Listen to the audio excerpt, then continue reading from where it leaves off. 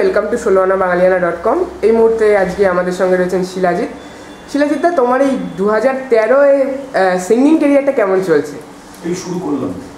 এই শুরু করলে জাস্ট স্টার্ট করলাম। আচ্ছা, 2013টাকে ভেবে রেখেছিলাম, 2013 থেকে আমি গায়ক হিসেবে আত্মপ্রকাশ করি। আচ্ছা, তো তোমার রেডিও মির্চি জলসাঘর কেমন গেল? মির্দার সঙ্গে স্পেশাল পারফরমেন্স ফাটাফাটি সেটা তো লোকে দেখেছে আমি কি করছি। তোমাকে যদি বলা হয় অ্যাক্টর সিঙ্গার, মানে অ্যাক্টর আর সিঙ্গার, তুমি কোনটাকে বেছে নেবে? মানে তুমি তো অ্যাক্টিংও করছো, সিঙ্গিংও। এই দুটোর মধ্যে একটা আমার নামে প্রথমে আসবে। তাহলে কি আসবে? কম্পোজার। ওকে, মানে তুমি তো recently composer, writer, singer, actor. Okay, আর তুমি তো রিসেন্টলি স্ট্রাগলারে মিউজিক করেছো, সেটা সম্পর্কে যদি কিছু বলো। স্ট্রাগলারের মিউজিক অলরেডি লোকে পছন্দ করছে। যাদের তিনজনকে গান গাওয়ার দায়িত্ব দিয়েছিলাম তারা প্রত্যেকেই তিনজন বেশ উঁচু মানের শিল্পী। তাদের মধ্যে দুজন অতি পরিচিত, একজন স্বল্প পরিচিত। রূপম, অনুপম এবং অনন্যা এরা অসাধারণ গান গেয়েছে এবং লাইভ প্রোগ্রামে আমি খালি অনন্যাটাই জানি, যেহেতু অনন্যা আমার ব্যান্ড মেম্বার এবং আমার one of the lead singer. সুতরাং ও যখন ওই গান গাইছে তখন দেখছি পাবলিক, মানে যারা আসছেন গান শুনতে, শ্রোতা দর্শক রেসপন্স ভালো। আচ্ছা, তুমি মানে নিউ জেনারেশন যে আমাদের বাংলায় যে মিউজিক হচ্ছে ওয়েস্ট বেঙ্গলে, বা রাদার দেন বলা ভালো যে টলিউড মিউজিক নিয়ে তুমি কী বলবে? খুব ভালো। এখন আমি খুব হ্যাপি যে আমি এই জেনারেশনটাই বাস করি। আমাদের জেনারেশনটা গর্ব করার মতো জেনারেশন।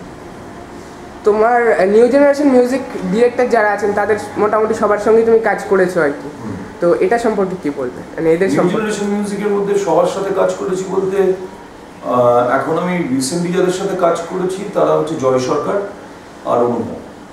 এরা ইন্দ্রদীপের সাথে আমি প্রচুর কাজ করেছি আগে। তখন ইন্দ্রদীপ তখন কমার্শিয়াল মিউজিক ডিরেক্টর ছিল না, তখন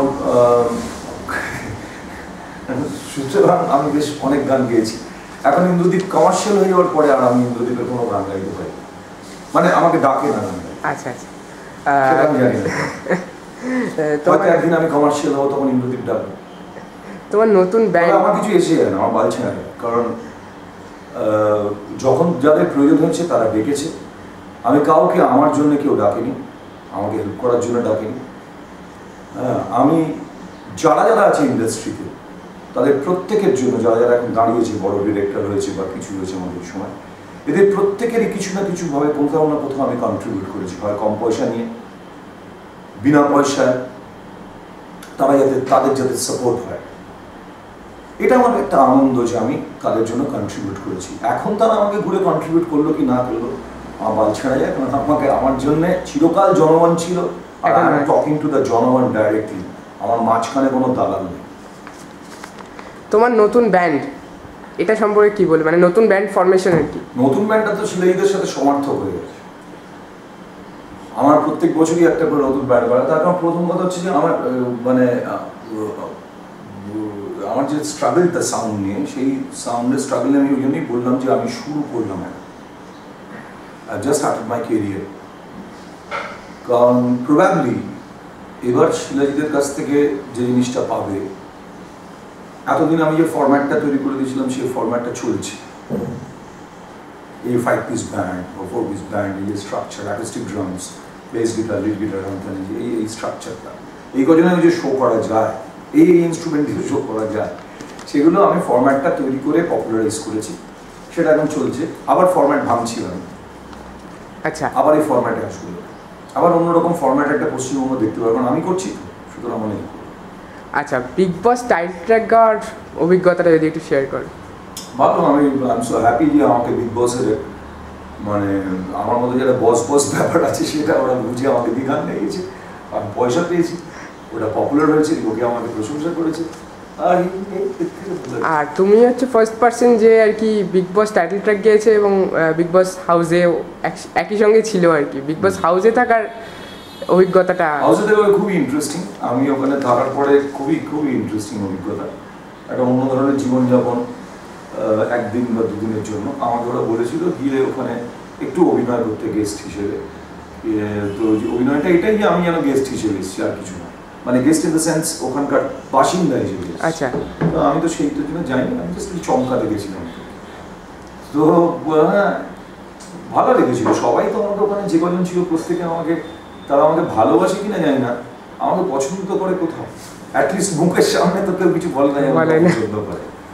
সুতরাং সেটা বলার, সেটাকে বাধ্য রাখার জন্য তারা তো আমাকে পছন্দ করবে। বিগ বস হাউসে কি দুজন অ্যাস্ট্রোলজার ছিল?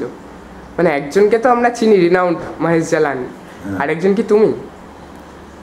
কারণটা একটু একটু একটু একটু ভেঙেই বলি কারণটা, কারণ মিঠুনদা যখন তোমায় প্রশ্ন করেছিল তুমি কিন্তু তোমার ডার্ক হর্স অনেককেই বেঁচেছিলে আর কি।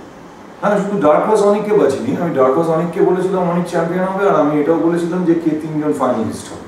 হ্যাঁ মানে 3 জন ফাইনালিস্ট আমি যা বলেছি সেটাই হয়েছে। এবার এটার মধ্যে কোনো জ্যোতিষবিদ্যা লাগে না, যারা জ্যোতিষীরা করে খাচ্ছেন খাক, এর মধ্যে জ্যোতিষী কিছু লাগে না, কিন্তু যেটা লাগে বা যেটার জন্যে মিলে গেছে, এটা না মিলতেও পারতো, এটা মিলে গেছে কারণ একটা খুব সাধারণ সমীকরণ। আমাকে 6 জন 7 জনের মধ্যে বাঁচতে হয়েছে যারা সার্ভাইভ করার মতো গুণসম্পন্ন, এবং যারা একটা জায়গায় মানে যারা লড়াই করতে পারে, লড়ে অভ্যস্ত করতে পারে, সেইগুলো অনুযায়ী তাদের, আমার এক্সপিরিয়েন্স, তাদের এক্সপিরিয়েন্স, এইসব ভেবে এটা ইমিডিয়েটলি, আমি তো জানতাম না প্রশ্ন আমায় করবে, এটা ইমিডিয়েট ক্যালকুলেট করেছিলাম, মিলে গেছে। আমি জানি না, না মিলতেও পারত। অনেক ধন্যবাদ তোমাকে আমাদের সঙ্গে সময় দেওয়ার জন্য। পুজোয় অনেক ভালো থেকো। আর তোমার পুজোয় কোনো শো বা পুজোর? হ্যাঁ, পুজোর 4টে থেকে 4টে শো করছি, এবং সেটা খুব ভালো ভালো কতগুলো জায়গায় শো করছি।